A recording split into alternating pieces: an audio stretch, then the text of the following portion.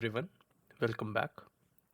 So, in our previous session, we have seen how CDN helps us and how front end caching helps us keep our system stable, fast, and reliable.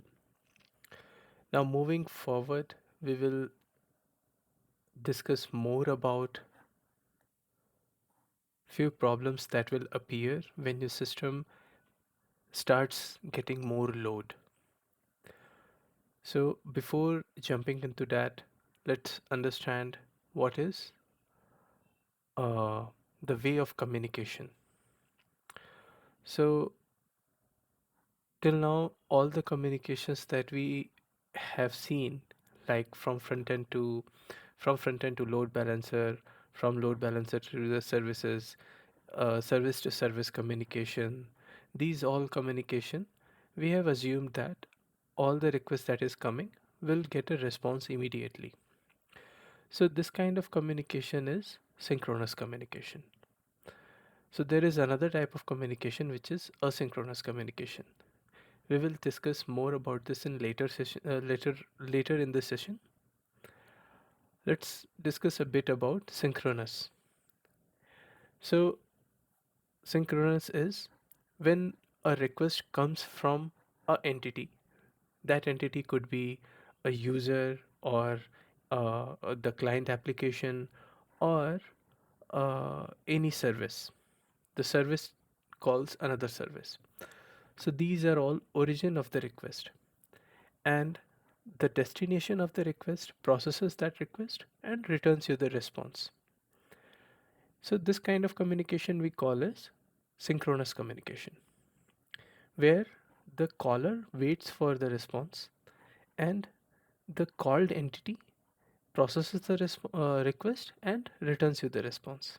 Now, there could be some problem associated with it. Now we are talking when we have started getting lots of requests on our system. In that case, there could be some request which could be long running operations.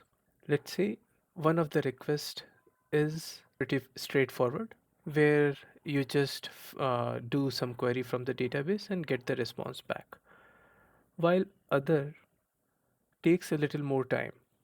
Let's say it takes more than 5 seconds or 10 seconds. So in that case, it's not a very good user experience to keep the user waiting.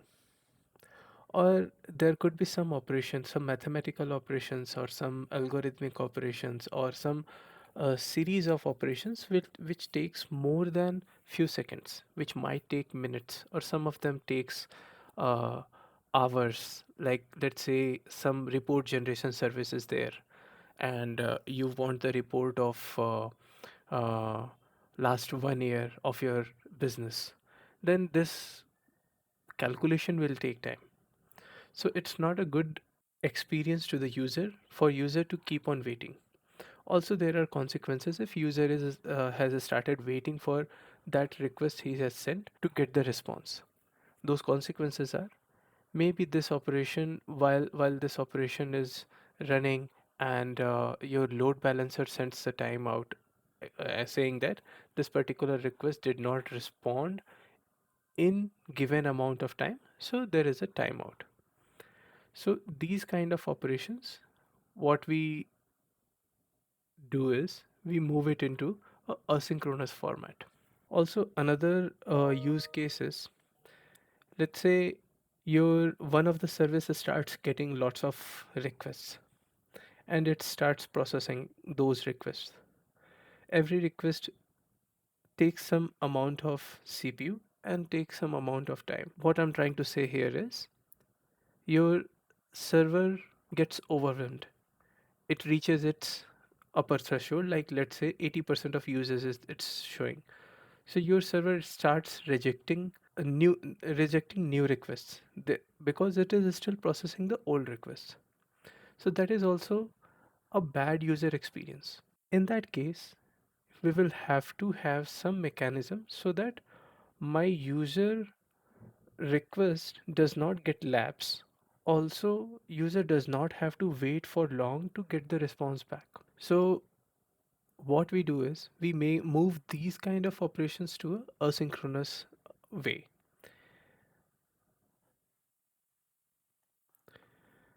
Just to repeat, we are not moving all the operations to asynchronous way of communication. We are only moving some of the operations, such as which are long running operations, and such as the operations which user does not need to know the response immediately. He can take the response later also. Those kind of actions or operations we are moving to a asynchronous way of communication. So what a asynchronous way of communication is, user sends the request and user gets a response saying that your request has been accepted, and backend is processing your request. As soon as your request is fulfilled, you will either be notified or you can come back and check the status. So these kind of communications are called asynchronous communication. Now let's take an example. We have microservice architecture. There are few services such as order management, notification management, and logistics. So whenever a order is placed on your e-commerce website, one of the microservice which is responsible for your order management places the order, and as soon as the order is placed, or it sends a request to the notification service saying that this user has placed this order, notify him through all the way of communication that user has accepted. Let's say user on your website, that e-commerce website, user has said that he wants to be notified about all the orders and its update via WhatsApp, SMS, email. Then this notification service will process the request from order management and send the notification to all the means of communication to the user. So we are still talking about the example. Now, order management again has another responsibility to send the request to logistics saying that my order has been placed.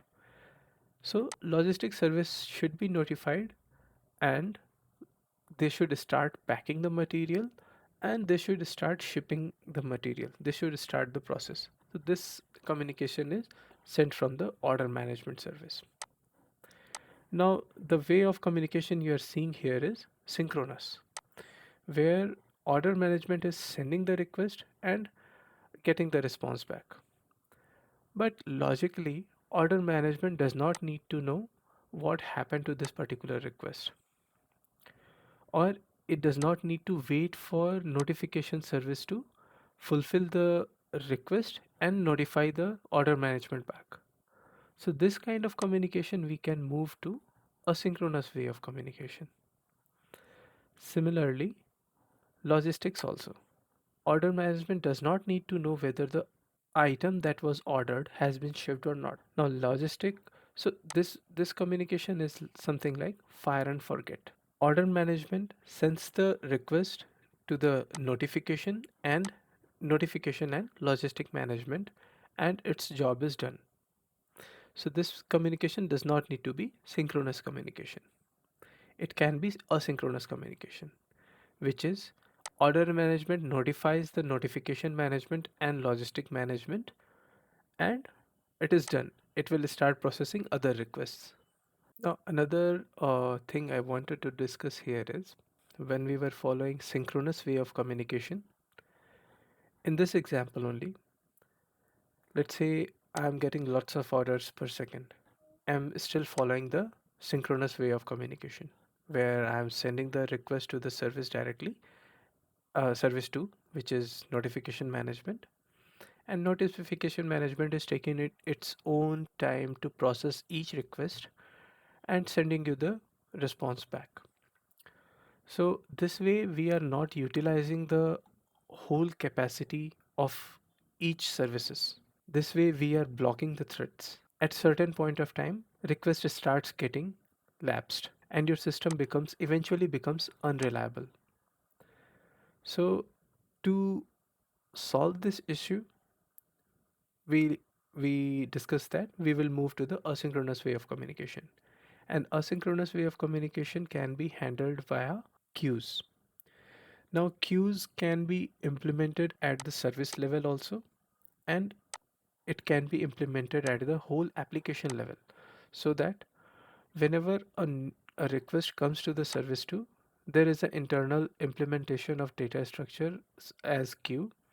It takes the request, and we have written a logic saying that your request has been accepted. You can move forward. So this way we are not blocking any thread. We are just firing it into the future, and then we are waiting for, we are not waiting. We are going forward for next request to process. And queue over here, let's say your queue capacity, your queue size is 100. So 100 messages comes, and you have implemented a first in first out queue. So the and you have also implemented worker threads which picks the messages from the queue and process them. So in this way, this is one way of achieving a asynchronous communication.